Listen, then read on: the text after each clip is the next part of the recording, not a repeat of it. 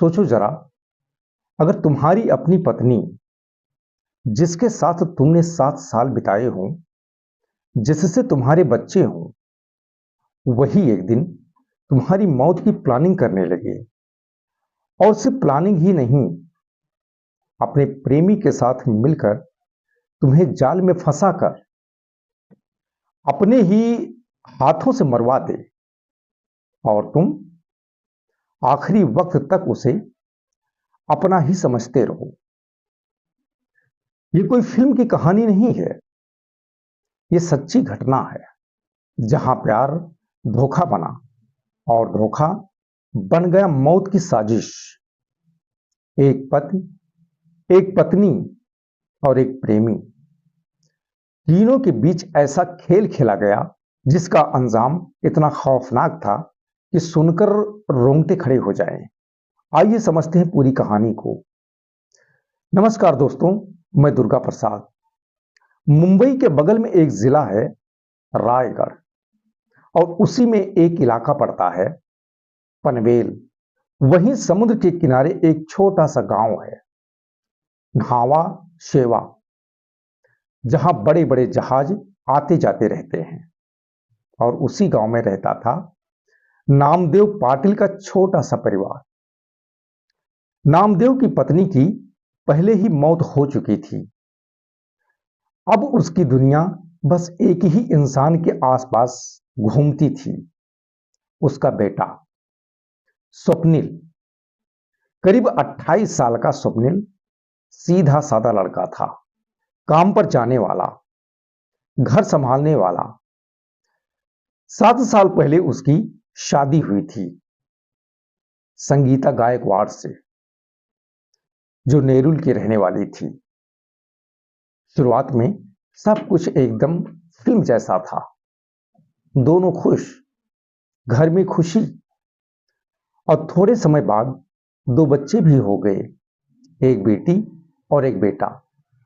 घर छोटा था, लेकिन जिंदगी ठीक ठाक चल रही थी।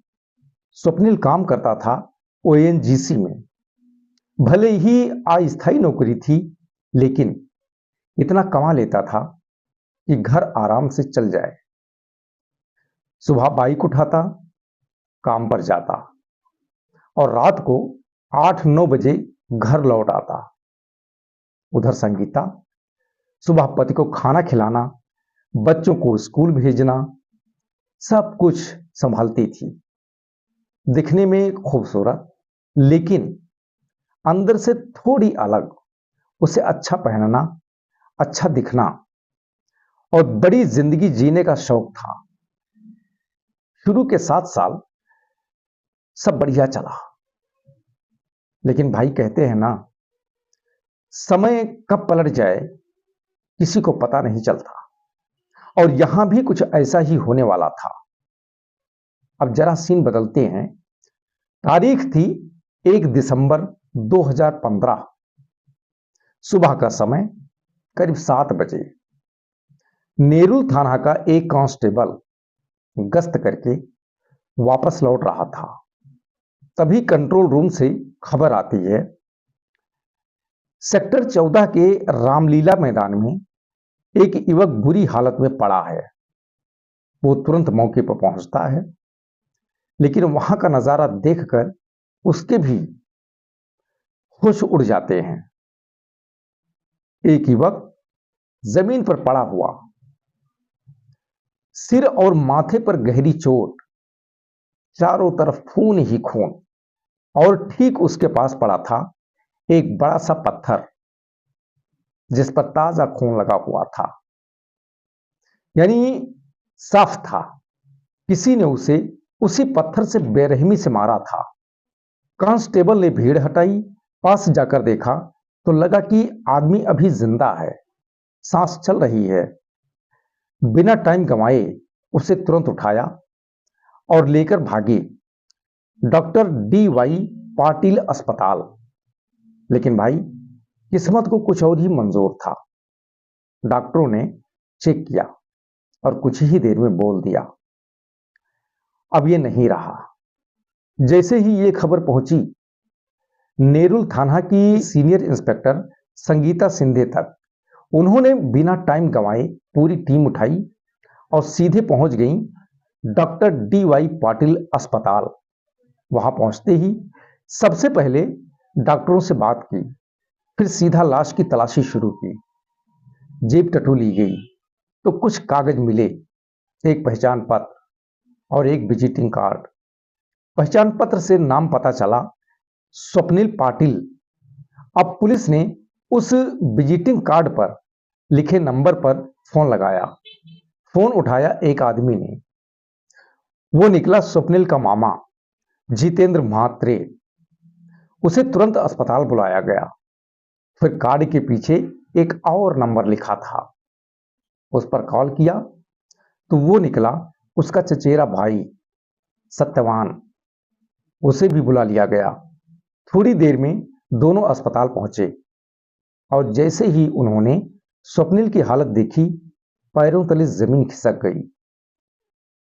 रोना धोना शुरू और तुरंत घर वालों को खबर दे दी गई। कुछ ही देर में पूरा परिवार अस्पताल पहुंच गया। मां नहीं थी, बाप, बच्चे, रिश्तेदार, सबका बुरा हाल। कोई छाती पीट रहा था, कोई जमीन पर बैठकर रो रहा था। पूरा माहौल गम में डूब गया। उधर पुलिस अपना काम कर रही थी। लाश को पोस्टमार्टम के लिए भेजा गया और फिर टीम वापस थाने लौट आई। थाने में मामा और भाई से पूछताछ शुरू हुई और अज्ञात लोगों के खिलाफ हत्या का केस दर्ज कर दिया गया। लेकिन इंस्पेक्टर संगीता शिंदे को कुछ गड़बड़ लग रहा था। मामला सीधा साधा नहीं था, कहीं ना कहीं कोई बड़ा राज छुपा था। अब असली मोड़ आता है। जब मामा जितेंद्र से गहराई में पूछताछ हुई तो उसने एक नाम लिया, महेश ठाकुर। उसने बताया कुछ साल पहले महेंद्र और स्वप्निल की पत्नी संगीता के बीच चक्कर था। इस बात को लेकर स्वप्निल और महेश में जबरदस्त झगड़ा हुआ था और स्वप्निल ने महेश की खूब पिटाई भी की थी। जाते जाते महेश ने धमकी दी थी, तुझे देख लूंगा।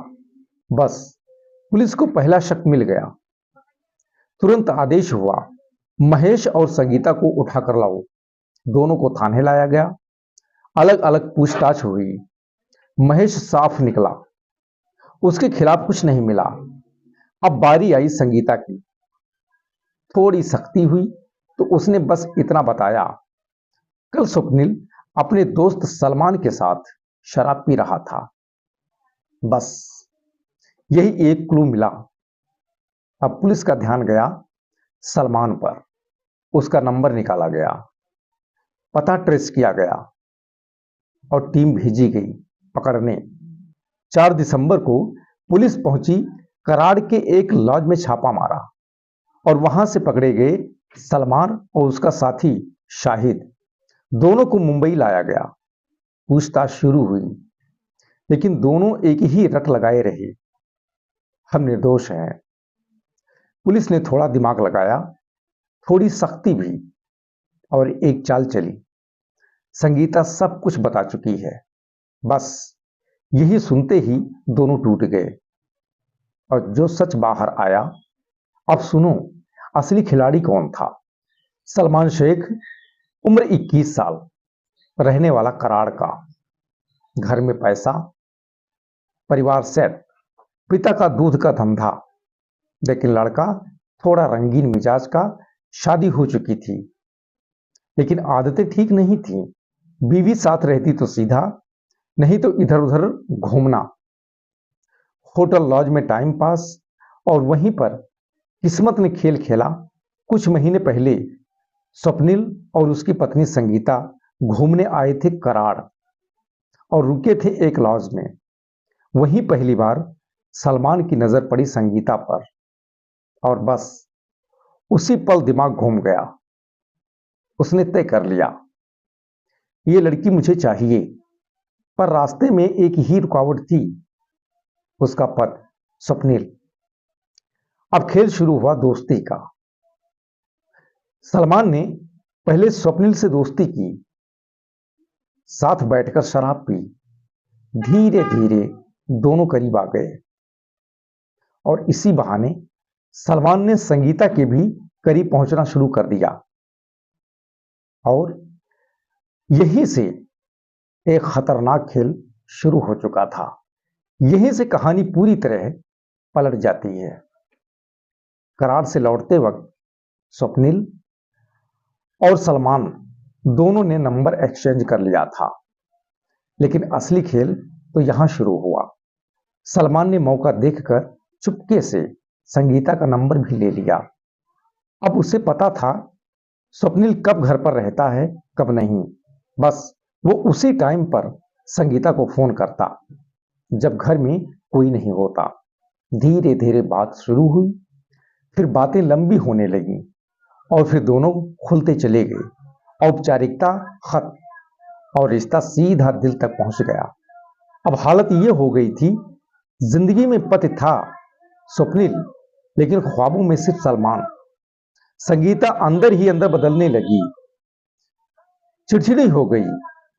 घर में रोज झगड़े, छोटी छोटी बात पर लड़ाई, और जब झगड़ा बढ़ता तो वो बहाना बनाकर चली जाती अपने मायके नेरुल। लेकिन असली बात कुछ और ही होती। वहां से सीधे पहुंच जाती कराड़ सलमान के पास, जहां उसके रहने खाने का पूरा इंतजाम होता। धीरे धीरे ये रिश्ता गलत रास्ते पर पूरी तरह उतर चुका था। अब जब भी वो वापस आती, सलमान उसे पैसे भी देता, 5-10 हजार। और यहीं से संगीता पूरी तरह बदल गई। न पद की परवाह, न बच्चों की, न घर की, बस एक ही नाम सलमान। वो मन ही मन तुलना करती और उसे लगता स्वप्निल से तो सलमान ही बेहतर है। उधर बेचारा स्वप्निल, उसे कुछ भी पता नहीं था। लेकिन धीरे धीरे दूरी बढ़ती गई। उसकी शराब की आदत भी आग में घी डाल रही थी। और फिर एक दिन संगीता के दिमाग में ख्याल आया, अब इससे छुटकारा पाना ही पड़ेगा। अब सुनो सबसे खतरनाक बात, इस खेल में उसकी मां भी शामिल हो गई। जब संगीता मायके जाती तो उसकी मां उसे पूरी छूट देती। यानी साफ था, मां को सब पता था। कुछ दिन पहले सलमान के घर बेटा हुआ। उसने खुशी में बुलाया स्वप्निल, संगीता और उसकी मां को, और तीनों गए भी। और वहीं सलमान ने चाल चली। उसने संगीता की मां के कान भर दिए। स्वप्निल शराबी है, मारता पीटता है, एक दिन जान ले लेगा। बस यहीं से प्लान बन गया। कराड़ से लौटते ही मां बेटी ने मिलकर फैसला कर लिया, स्वप्निल को रास्ते से हटाना है। अब असली सीन। एक दिन संगीता ने सलमान को उकसाया, अगर तुम मर्द हो तो हमारे बीच का कांटा हटाओ। बस ये बात सलमान के दिल में बैठ गई। अब उसने ठान लिया स्वप्निल को खत्म करना ही है, लेकिन अकेले नहीं कर सकता था। तो उसने अपने 2 दोस्तों को शामिल कर लिया, शाहिद और मल्हारी उर्फ माल्या। उन्हें पूरी कहानी बताई और 60,000 का लालच दिया। दोस्ती प्लस पैसा, दोनों मान गए। अब प्लान तैयार हुआ। एक दिन पहले सलमान ने स्वप्निल को फोन किया, भाई मैं मिलने आ रहा हूं नेरुल। स्वप्निल खुश हुआ। उसे क्या पता था क्या होने वाला है। अगले दिन तीनों आरोपी पहुंचे नेरुल। पहले गए संगीता की मां के घर, पूरा प्लान बताया। फिर स्टेशन पर जाकर इंतजार करने लगी। थोड़ी देर बाद स्वप्निल खुद फोन करता है, सॉरी भाई लेट हो गया, और कुछ ही मिनट में पहुंच जाता है। अब चारों साथ, पहले घूमना, फिर टाइम पास, फिर धीरे धीरे उसे शराब पिलाना शुरू। पूरा दिन घुमाया, बियर पिलाई, फिर शराब, ताकि वो पूरी तरह नशे में आ जाए।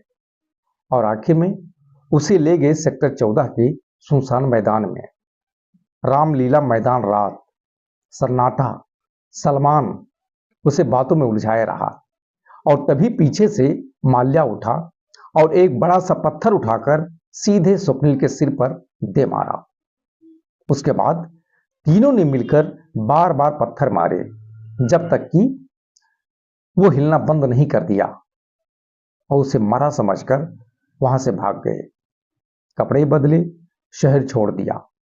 लेकिन अपराधी कितना भी चालाक हो, पुलिस से बच नहीं सकता। एक एक करके सब पकड़े गए। सलमान, शाहिद सुतार, माल्या, संगीता और उसकी मां, और आखिर में सबको जेल भेज दिया गया। धारा 302 और 120 बी में केस हुआ।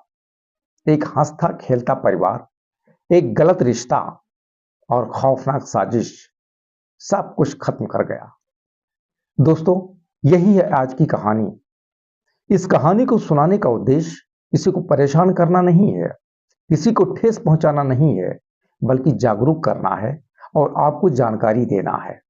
कहानी यदि पसंद आई हो तो वीडियो को लाइक करें, शेयर करें और अपनी राय कमेंट में लिखकर हमें जरूर भेजें। और चैनल पर नए हैं तो सब्सक्राइब अवश्य कर लें। बहुत बहुत धन्यवाद। जय हिंद।